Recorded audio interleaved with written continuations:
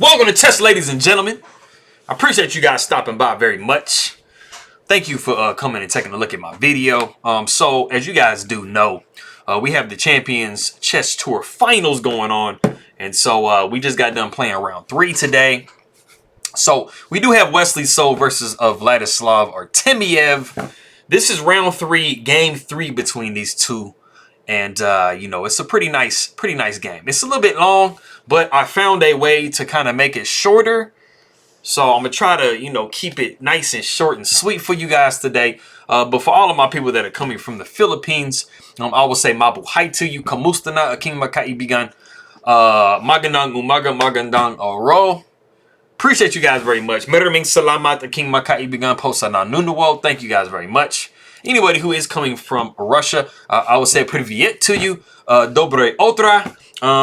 Yeah, it should be right about in the morning. I think they're like 7 or 8 hours ahead. So, доброе утро. Как дела? Спасибо for coming by and taking a look at my stuff real quick. Appreciate it very much. So, yeah, if you guys are ready to go, let's take a look and see what we have for this game. Bam. We got E4. C6, D4, D5, and then we do have E5. So we have the Caro-Kann defense, and it is the advanced variation. I actually run into this myself. I don't get there with this move order, and it's actually very rare for me to even play it. But we do see bishop to F5 in this game. Personally, I do go C5 here. So just toss my own little bit up in there. But we do, like I said, we do have bishop to F5. And for a lot of people that play, you know, the French or the Caro-Kann, a majority of the time, now I don't want to say majority of the time, a lot of the time, Caro-Kann players, they start off as a French player, and then they don't like that their bishop is trapped in. So a lot of French players just, you know, go over to the Caro-Kann. There are some people that, you know, quite a few number of people that actually play the Caro-Kann just from jump because they like it. But a lot of French players, they do get frustrated with playing the French defense. And they don't like that their bishop is kind of hemmed in like this, not like that. And so they just opt to playing the Caro-Kann because it does allow you to, you know, kind of get your bishop out somewhere. So you'll see knight to F3, and you almost always see E6. You see bishop coming to E2, and we do have C5. C5 can come sooner or later, however you kind of want to do it. But this is very like common, this C5 push. And a lot of the reason too that people that play the French go over to the Caro-Kann is because, I mean, you see this position here. It's basically the French defense just with this bishop hanging out outside the pawn chain. So, I mean, the ideas are very similar. So it doesn't take a lot for you to hop from, you know, the French to the Caro-Kann. So we do have bishop to E3. Pawn takes D4, knight takes D4. And then we do have a question with the bishop. Do you want to retreat the bishop or protect it? So we do see knight coming to E7 to protect.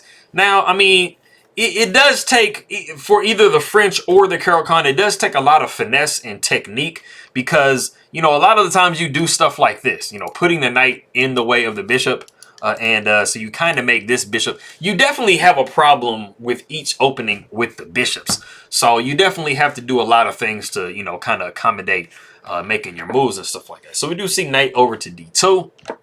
We got A6. You know, we don't want any pieces landing on B5, man, because you know, we do have the bishop blocked, so it is not influencing this D6 square. So especially if we have a knight hopping in, I mean, this knight is going to sit really comfortably on D6. So we do have castles by white. Knight B comes to C6. We see knight 2 to F3. As you guys know, either one of these knights can actually go here. So since they're on the same file, you do have to know which one comes to F3. So knight 2 comes to F3. Bishop goes to E4. So as you can see, we're doing a lot with this bishop, you know, once we get it out of the pawn chain. We do see rook over to C8. Rook comes to C1. We got H6, and then knight comes back to D2. And, you know, of course, in this position, because this is the only knight that can actually jump to D2, you don't have to note, you know, anything special, just knight D2. This is actually the novelty of the game. So, you know, moving the knight, you know, a few times back and forth, I mean, that pretty much produces a novelty for you pretty quick. We do see the bishop backing up to H7. You know, Vladislav does want to keep that bishop on the board. It is kind of like a mix between an open and a closed position. We do have F4. And so we're just preparing, to start to attack, Black's pawn chain, and hopefully we can get some trades here. And we have a little point to hit, as white. Maybe bring a bishop over here, swing the queen over and stuff like that, add some pressure. So we do have knight takes d4, bishop takes d4. Knight comes down to f5, and then we do see bishop back to f2, but then we see bishop to c5. And I mean, this is forcing a trade of the bishops, because as you guys can see, you have no way to move this bishop out of the way, like something like that. So we're pretty much forced to trade, two different ways. So bishop takes c5, rook takes c5. We do have knight down to b3. Rook comes up to c6. Because we have played a6, we're definitely not worried about a pin over here. So that is important to note, because in any other situation, this bishop would be pretty deadly on this diagonal. So you got to be careful. Rook does come up to f3. We see g5. Some of you guys looking at the position, I think most of you guys looking at the position is you're probably thinking, where is this king going? Exactly. Where's the king going? Because this whole side of the board is opened up, and now we've just basically opened up the king side. So there really isn't a home for the king. So the king just really never gets castled.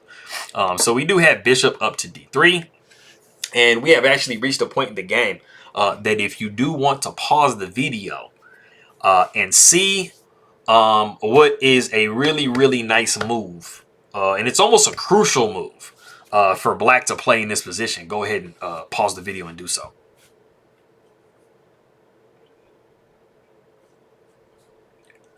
Okay, cool. So I'm going to go ahead and show you what actually happens in the game, because it's significant to what this actual move is. What we see in the game is actually g4, and this is, inconveniencing the rook. So, the rook really doesn't have too many places to go.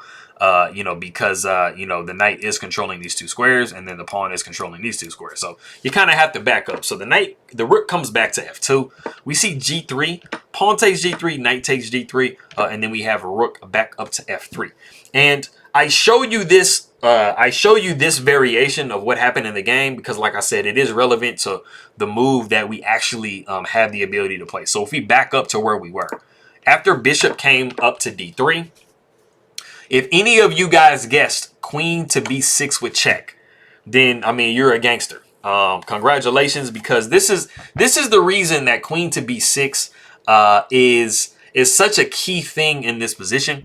Before I show you that, some of you guys, I mean, I think a majority of you guys know that when you are doing a tactic, or when you're playing a game, or when you're trying to figure out what is in the position, you are always taught to look for checks first. So if you did look for a check, like I said, this is something you should always do, then queen to b6 is the only check. So it should have came up to you as at least a candidate move.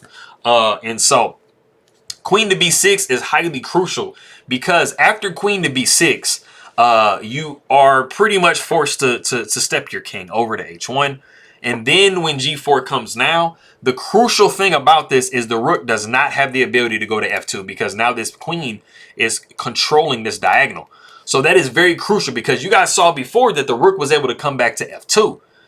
After rook comes down to f1, you actually see knight to e3. And that is the crucial situation, that not only is the knight supported, but the rook is taking, the queen is taking away this crucial square from the rook. So now you are being forked. So this was a very, very nice move that Artemiev could have actually played in the position. But going back to what we had in the game, like I said, rook did come to f3. We see bishop taking d3, and then we actually see rook taking g3 instead of taking back the bishop. And then we see bishop coming back to e4. We got knight up to d4. So, I mean, white has this this nice open file. Black is actually kind of messed up just a little bit because of the fact that both sides of his position are open and the king is dead stuck in the center of the board. So you really kind of want to get, into, some type of safety somehow. And the king kind of does do that. Rook comes back to c8. We see queen over to h5.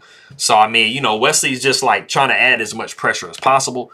We do see queen up to e7. The rook comes over to f1. We see king over to d8. Rook comes up to g7. Rook comes down to c7. Rook comes over to e1.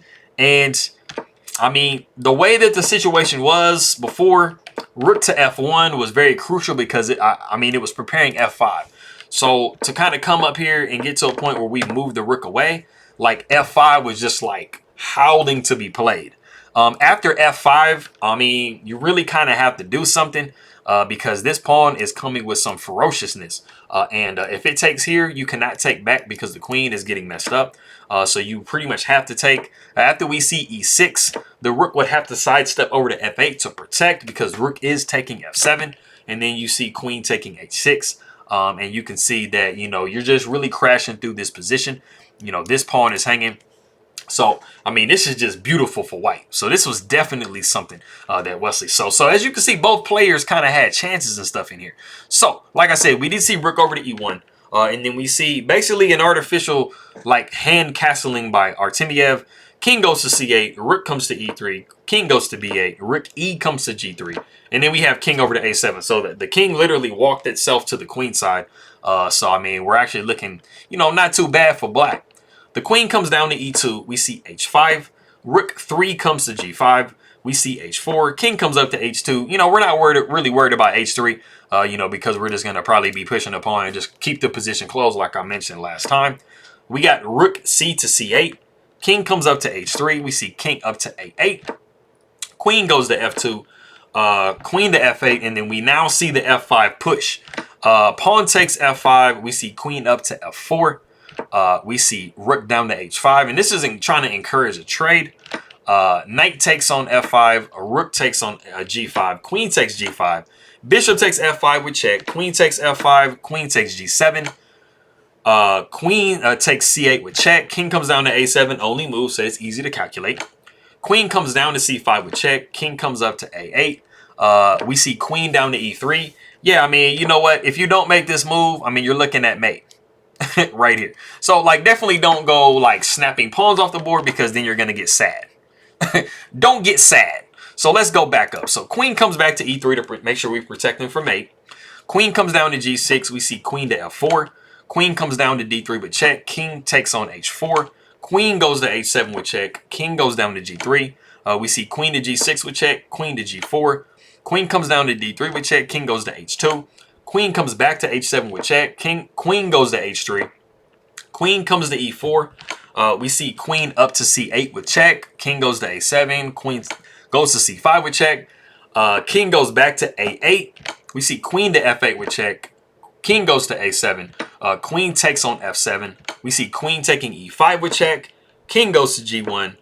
Queen goes down to e4. We see queen to f2 with check. So, I mean, we're getting checked to death. And there's a lot more checks coming up. So, that's why I'm going to just kind of speed through them. We see king up to a8. And then we do see g3. And I'm actually going to just, like I said, speed through these checks real quick. And just kind of talk a little bit. So, queen goes down and checks. Queen comes up and checks. King goes over. Queen comes up. And then we pretty much are just going to be kind of sidestepping and walking the king up the board. All the way till we get to the top. Queen goes down to e6, and then we finally have the opportunity to put the queen in the way. So we're trying to shield our king with the checks. Something that's very important, I'll just mention just in a second here. We see some more checks. The queen covering, the king is trying to escape these checks. And then we see king back to g8, and we have reached a crucial point in the game because now we cannot check the king because we are in an inferior position. And if we check on any of these squares, the queen is going to cover, and the queen would love to trade because there is no way that you're going to be stopping this pawn from promoting. And as you can see, I mean, it's a 3-on-3 situation over here. So the queen comes down to c6, and this gives white a little bit of breath. So they push g4. Queen comes to e6 with check. We see king over to h8. And now we have pretty much run out of checks as well because, like I said, these are the only two checks that you can really give. You know, and so the king comes down to a7. Queen goes to d4 with check. We see king up to a8. Now we see g5. And we're starting to get in a position where the king is actually going to be able to kind of hide behind this pawn a little bit. So the queen comes to e8 with check. King goes to g7. Queen goes to e7 with check. King goes to h6. We see queen to f8. And then now we block with the queen. So the crucial thing with this position, these positions that we've gotten into, is the queen's ability to block these checks and make a situation where, you know, you try to force a trade. And black does not want to do that. Like I always say, when you are up material, you do not, you do want to trade. When you're down material like Artemiev is, you do not want to trade. Especially with this pawn being way over here. You don't want to trade. Queen goes to d6 with check. We see queen to f6 blocking, and you know it's the same thing. You don't want to trade here because this king cannot stop this pawn. It's outside of the square. Queen goes to h2 with check. King comes up to g7. Queen takes on b2. And this is the very crucial point in the game. Now we see g6. Queen takes on a2. And yes, you are clearing white's pawns out of the equation, but you are just insanely losing. The king comes up to f8. Queen goes to a3 with check. The king comes down to f7. We see queen to a4. And this is the highly crucial point that we see in the game. The queen goes on h8 with check first, knocking the king down to a7. And then we have our coveted trade. Queen to d4 with check. And then after we see queen takes d4, pawn takes d4. This pawn is insanely faster than this pawn. And you just have no way. If we just play out just, let's say we have just a random variation. b5, we're going to see g7. b4, we're going to see g8 queens. And you see that this pawn is 3 squares away from queening. And so it does not take much for this queen to just get under and start corralling these pawns. And I mean, the queen can do this if it wants to, just go back and forth. And you are never going to queen your pawns. So that is that game. I tried to speed it up. It was a really, really long game. It was 80 something moves. I just literally never do that long of a game. And so I kind of tried to speed up some of those checks. As you can see, it was a lot of them. But I appreciate you guys very much. Spasibo for my people coming from Russia. And maraming salamat aking makaibigan. Makito tayo mamaya. And I will see you guys next time.